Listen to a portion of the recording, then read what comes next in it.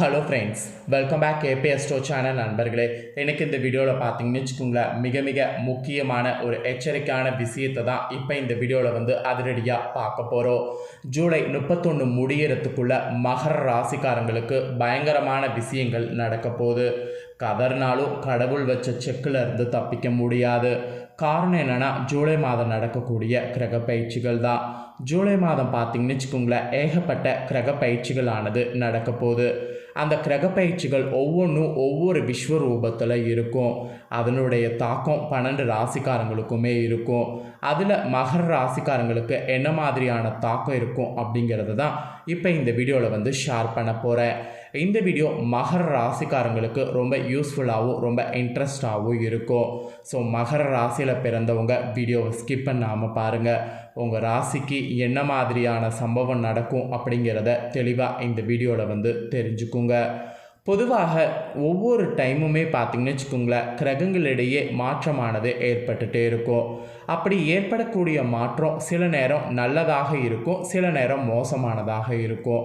ஆனால் அந்த மோசமான டைம் கூட ஒரு சில ராசிக்காரங்களுக்கு அந்த மாற்றம் அதிர்ஷ்டத்தை கொடுக்கும். ஒரு சிலருக்கு நல்லதாக படாதது ஒரு சிலருக்கு நல்லதாக படும், ஒரு சிலருக்கு நல்லதாக படுறது ஒரு சிலருக்கு நல்லதாக படாமல் இருக்கும். இப்படி ஒவ்வொருத்தருக்கும் ஒவ்வொரு மாதிரி இருக்கும். அதுக்கு எல்லாமே காரணம் கிரகங்களுடைய அமைப்பு தான். ஸோ கிரகங்கள் இப்போ பார்த்தீங்கன்னு வச்சுக்கோங்களேன், இந்த ஜூலை மாதம் முடியறதுக்குள்ள நிறைய மாற்றங்களை கொடுக்க போகிறாங்க. முக்கிய கிரக மாற்றங்கள் தாக்கங்கள் இந்த ஜூலை மாதம் 31 முடிகிற வரைக்கும் இருக்குது.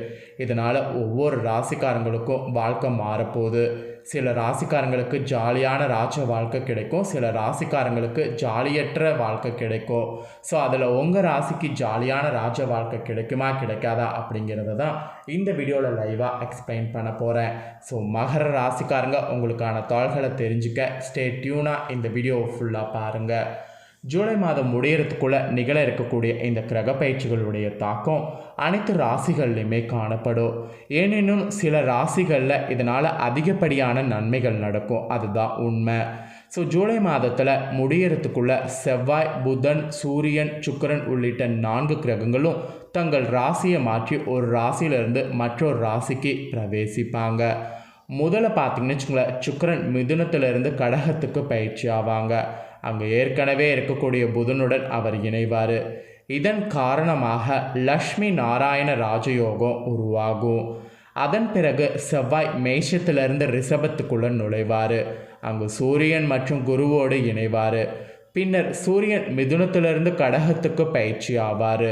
சூரியனுக்கு பிறகு புதன் கடகத்திலிருந்து சிம்ம ராசிக்கு இடம் பெயர்வார்.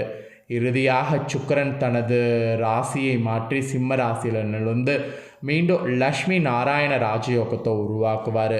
இந்த மாதிரி முக்கிய கிரக மாற்றங்கள் நடந்து முக்கிய யோகங்கள்லாம் உருவாக போகுது. மொத்தத்தில் இந்த ஜூலை மாதம் முடியறதுக்குள்ள பல கிரக மாற்றங்கள் ஏற்படும்.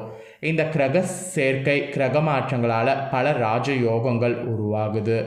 ஜூலை மாதம் முடியறதுக்குள்ளே நிகழக்கூடிய இந்த கிரக பயிற்சியுடைய தாக்கம் அனைத்து ராசிகள்லையும் காணப்படும். ஏனெனில் சில ராசிகளில் இதனால் அதிகப்படியான நன்மைகள் நடக்கும்.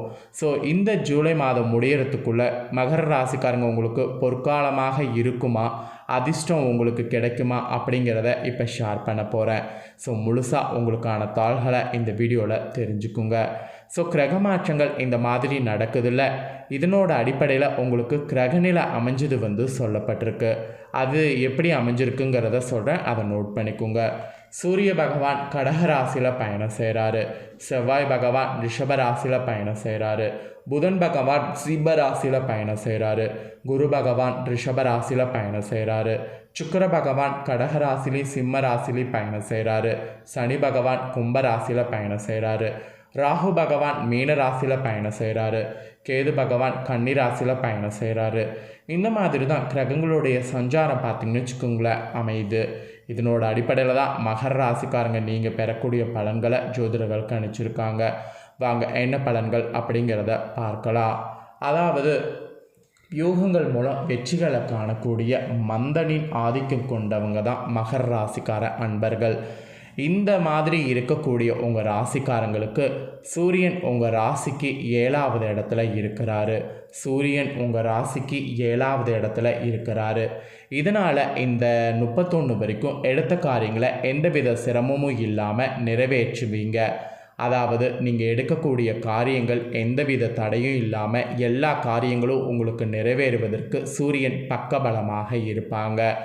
அப்புறம் வெளி வட்டாரங்களில் உங்களுடைய செல்வாக்கு அதிகரிக்கும். நீங்கள் எதிர்பார்க்காத செல்வாக்கு உங்களுக்கு அதிகரிக்கும். நீங்கள் செய்யக்கூடிய எல்லா நல்ல காரியங்கள் பார்த்திங்கன்னு வச்சுக்கோங்களேன், உங்களுக்கு பெரிய வகையில் வெற்றி கொடுக்கும். நீங்கள் செய்யக்கூடிய நல்ல காரியங்களால் உறவினர்கள் நண்பர்கள் உங்களுக்கு பாராட்டு கொடுப்பாங்க. நீங்கள் அதனால் எல்லா ஒரு காரியமும் பார்த்திங்கன்னு வச்சுக்கோங்களேன் செய்யலாம். அதாவது நீங்கள் செய்யக்கூடிய எல்லா காரியங்களும் நல்ல காரியங்களாக மாறும். அது உங்கள் உறவினர்கள் நண்பர்கள் உங்களுக்கு பாராட்டு கொடுப்பாங்க. ஸோ சூரியன் உங்கள் ராசிக்கு 7வது இடத்துல இருக்கிறதுனால இந்த 31 வரையும் உங்களுக்கு பாசிட்டிவான நாட்கள் என்று தான் குறிப்பிடப்பட்டிருக்கு. ஸோ சூரியனை தொடர்ந்து அடுத்ததாக சந்திரனுடைய இடப்பெயர்ச்சிகள். சந்திரனுடைய இடப்பெயர்ச்சிகள் பார்க்கும்போது புதிய முதலீடுகள் இந்த 31 வரையும் தாராளமாக செய்யலாம்.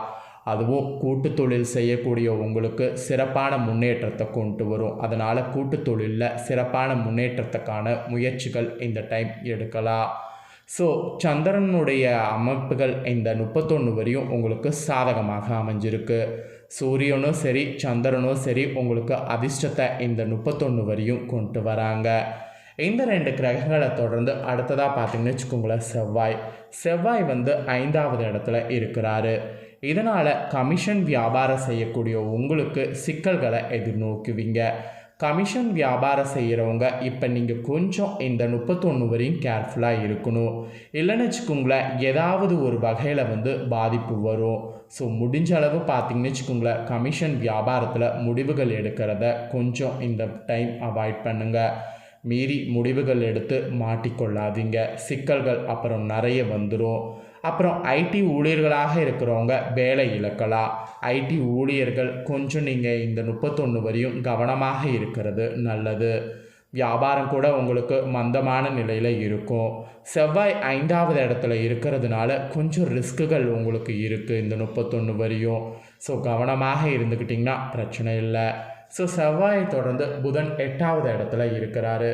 இதனால் தொழில்துறையில் உங்களுக்கு மாற்றம் பார்த்திங்கன்னு வச்சுக்கோங்களேன் கொண்டு வர முயற்சி பண்ணிங்கன்னா கண்டிப்பாக கொண்டு வர முடியும். அப்புறம் தொழிலாளர்களுடைய ஒத்துழைப்பு பூரணமாக உங்களுக்கு கிடைக்கும். அதன் மூலிமா நீங்கள் உங்களோட தொழிலை பார்த்திங்கன்னு வச்சுக்கோங்களேன் பாதுகாப்பான முறையில் வைத்து கொள்ளலாம். அரசாங்க ஊழியர்களாக இருக்கிறவங்களுக்கு நல்ல பெயர் எடுக்க முடியும். புதன் 8வது இடத்துல இருக்கிறதுனால உங்களுக்கு தொழிலில் பிரச்சனை இல்லாமல் தப்பித்து கொள்ளலாம். ஸோ புதன் தொடர்ந்து அடுத்ததாக பார்த்திங்கன்னு வச்சுக்கோங்களேன் குரு 5வது வீட்டில் இருக்கிறாரு. இதனால் உங்களை வீழ்த்த எதிரிகள் பார்த்திங்கன்னு வச்சுக்கோங்களேன் திட்டம் போடுவாங்க. அதனால் எச்சரிக்கையாக இருக்க வேண்டியது அனைத்திலுமே நல்லது. அப்போ தான் வெற்றி பெற முடியும். இல்லைனா வெற்றி பெறுவது கொஞ்சம் கஷ்டம். அப்புறம் சுக்கிரன் 7 8வது இடத்துல இருக்கிறாரு. இதனால் சுப நிகழ்ச்சிகளில் வீட்டில் மகிழ்ச்சி பொங்கும். சகோதரருக்கு திருமணம் செய்து வைக்கிறதெல்லாம் நீங்கள் முயற்சி பண்ணலாம். இல்லற வாழ்க்கையில் கூட புதிய உற்சாகத்தை பெறுவீங்க. சனி 2வது இடத்துல அமர்ந்திருக்கிறாரு. இதனால் வெளியூர் பயணங்கள் போது பணத்தை பத்திரமாக இந்த 31 வரையும் வைத்திருக்கணும். கண்ட இடத்துல சாப்பிடுவதை அவாய்ட் பண்ணணும். இல்லைனா வயிறு பார்த்திங்கன்னு வச்சுக்கோங்களேன் கெட்டு போயிடும். அப்புறம் ராகு 3வது இடத்துல இருக்கிறாரு. இதனால் எதிரிகளை முறியடிக்க முடியும். கேது 9வது வீட்டில் இருக்கிறாரு. இதனால் தந்தையார் மூலம் பணவரவு உண்டாகும். இப்படி பார்த்திங்கன்னு வச்சுக்கோங்களேன் உங்களுக்கு பலவீனமாக தான் இந்த 31 வரையும் செயல்படும். அதாவது கிரகங்கள் இந்த மாதிரி தான் உங்களுக்கு பலன் கொடுத்து செயல்படும். ஸோ இந்த பலன்கள் தெரிஞ்சு இந்த பலன்களுக்கேற்ப நீங்கள் நடந்துக்கணுங்கிறதுனால தான் இந்த வீடியோவில் உங்களுக்கான தாள்களை ஷேர் பண்ணேன். ஸோ ஷேர் பண்ணதை தெளிவாக இந்த வீடியோவில் தெரிஞ்சிருப்பீங்க. ஸோ தெரிஞ்சுக்கிறதுக்கேற்ப மகர ராசிக்காரங்க இந்த 31 வரையும் நடந்துக்குங்க. இந்த பலன்களை நீங்கள் பார்த்து பயனடைஞ்சது போல் உங்கள் ஃப்ரெண்ட்ஸ் ஃபேமிலியில் இருக்கவங்களும் பார்த்து பயனடையணும் அப்படின்னு நினச்சிங்கன்னா வீடியோ லைக் பண்ணி ஷேர் பண்ணுங்கள். உங்கள் ஃப்ரெண்ட்ஸ் ஃபேமிலியில் இருக்கிறவங்களும் வீடியோ பார்க்கட்டும். அவங்களும் மகர ராசிக்காரங்களாக இருந்தாங்கன்னா இந்த தாள்களை தெரிஞ்சு இந்த தாள்களுக்கேற்ப நடந்து பலனடையட்டும். கண்டிப்பாக வீடியோ லைக் பண்ணி ஷேர் பண்ணுங்கள். உங்கள் ஃப்ரெண்ட்ஸ் ஃபேமிலியில் இருக்கக்கூடிய மகர ராசிக்காரங்களும் பார்த்து பயனடையட்டும். மேலும் இதே போல் புதிய அப்டேட்டான நிறைய வீடியோ நம்ம சேனலில் போடப்படும். அதை எல்லாத்தையுமே உடனுக்குடனே தெரிந்து கொள்ள மறக்காமல் நம்ம சேனலை சப்ஸ்கிரைப் பண்ணுங்கள், கூட பெல் பண்ண ப்ரெஸ் பண்ணுங்கள். ஃபஸ்ட் டைம் பார்க்குறவங்க, சப்ஸ்கிரைப் பண்ணாமல் இருக்கிறவங்க சப்ஸ்கிரைப் பண்ணி பெல் பண்ண ப்ரெஸ் பண்ணிட்டீங்கன்னா இனி நான் போடுற மற்ற அப்டேட்டான எல்லா வீடியோஸும் உடனுக்குடனே தெரிந்து கொள்ளலாம். ஸோ மறக்காமல் பண்ணுங்கள். சுவாரஸ்யமாக இதே போல் வேறொரு புதிய அப்டேட்டான தகவல்களோடு மீண்டும் இன்னொரு வீடியோவில் சந்திக்கிறேன். தேங்க்யூ.